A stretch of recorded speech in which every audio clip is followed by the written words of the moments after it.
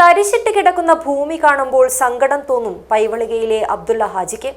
ഏത് പ്രതികൂല സാഹചര്യമുണ്ടായാലും എത്ര തന്നെ നഷ്ടമുണ്ടായാലും നെൽകൃഷി മുടക്കില്ലെന്ന ചുറുചുറുക്കുള്ള വാക്കുകൾ.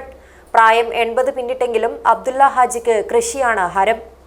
വന്ധ്യതാ ചികിത്സാ രംഗത്ത് വിദഗ്ധവും നൈപുണ്യവുമായ പ്രവർത്തനം കാഴ്ചവെച്ചുകൊണ്ട് ഡോക്ടർ ജയലക്ഷ്മി സൂരജിന്റെ നേതൃത്വത്തിലുള്ള ഡ്രീം ഫ്ലവർ IVF സെന്ററിന് കേരളത്തിൽ സ്വീകാര്യത ഏറിവരികയാണ്.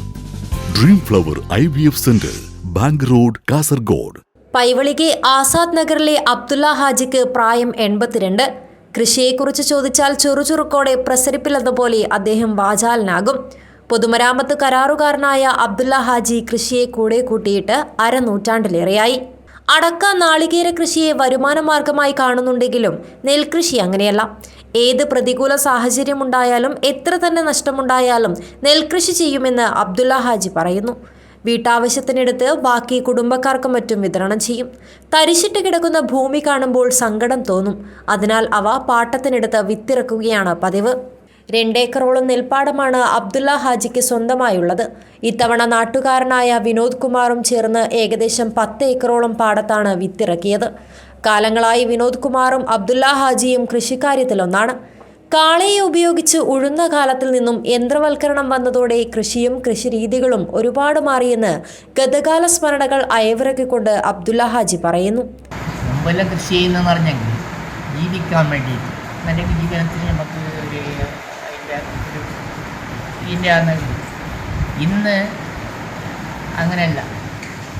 ഇന്ന് കൃഷി ആരും ചെയ്യുന്നില്ല. ഞങ്ങൾ ഈ പൈവളിക്കയിൽ ഒരു 2000 കൂടെ നെല്ല് വരും. അപ്പോൾ അത് ഇപ്പം ആരും ചെയ്യുന്നില്ല. എല്ലാം ഈ ഞങ്ങൾ മാത്രമേ ഇപ്പോൾ ഈ ഒരു 10 ഏക്കർ സ്ഥലത്ത് മാത്രമേ ചെയ്യുന്നു. ബാക്കിയുള്ളവരെ കൃഷി ചെയ്യുന്നില്ല.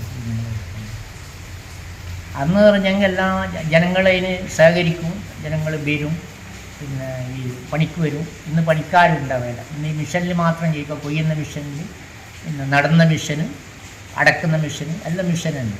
ഈ ഇതാരും നമ്മളെ പണിയെടുക്കുന്ന ആൾ ഇല്ല. അപ്പോൾ ഇന്ന് ഈ കൃഷി ഇപ്പോൾ ഞാൻ വേറെ ആളുടെ പാട്ടത്തിന് എടുത്തിട്ട് ചെയ്യുന്നു. അപ്പോൾ ആ ചെയ്യുമ്പോൾ കുറേ നഷ്ടമുണ്ടാവും. പക്ഷേ നഷ്ടത്തിന് നോക്കിയിട്ടല്ല, ഈ ഞങ്ങളെ ഈ ഏരിയയിലുള്ള കണ്ടം അത് വെറുതാവാൻ പാടില്ല. കാര്യം കൃഷി വരണമെന്ന് പറഞ്ഞിട്ടുള്ള ഉദ്ദേശത്തിലാണ് മാത്രം ഈ ചെയ്തുകൊണ്ടിരുന്നത്. പൈവളികെ വയലിൽ വിത്തിറക്കിയ 10 ഏക്കർ പാടത്ത് കനത്ത മഴയെ തുടർന്ന് വെള്ളം കയറിയതോടെ ഞാറുകൾ ഒലിച്ചു പോയിരിക്കുകയാണ്. ഏകദേശം 2 ലക്ഷത്തിലേറെ രൂപ നഷ്ടം സംഭവിച്ചതായി വിനോദ് കുമാർ പറയുന്നു. പൈവളികെ കൃഷിഭവന്റെയും പഞ്ചായത്തിന്റെയും പൂർണ്ണ പിന്തുണയും മികച്ച സഹകരണവും ലഭിക്കുന്നത് കൂടുതൽ ഊർജം പകർന്നു. കൃഷി ഓഫീസറുടെ ഭാഗത്തു നിന്നും ആവശ്യമായ ഉപദേശങ്ങളും നിർദ്ദേശങ്ങളും കൃത്യസമയങ്ങളിൽ ലഭിക്കുന്നുണ്ടെന്ന് ഇവർ പറയുന്നു. നാട്ടിലെ പൊതുകാര്യങ്ങളിലും സജീവമാണ് അബ്ദുള്ള ഹാജി. News bureau, Kasaragod.